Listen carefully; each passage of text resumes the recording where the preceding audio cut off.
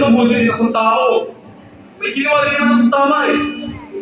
Bakit hindi nila sinulat pag nangayos ko sumunod sa kanya? Wala lahat ng yun, kaya hindi ko nabasa.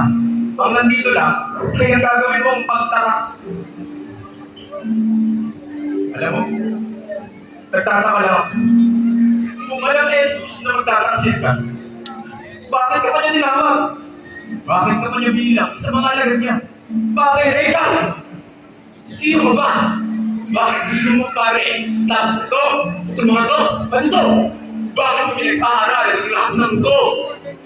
Bakit ka nagpapakahirap? Sumunod sa kanya. Alam niya kung magiging pare ko hindi.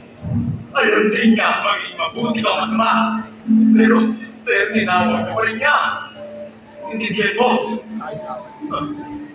Marami kami mga tinawag niya.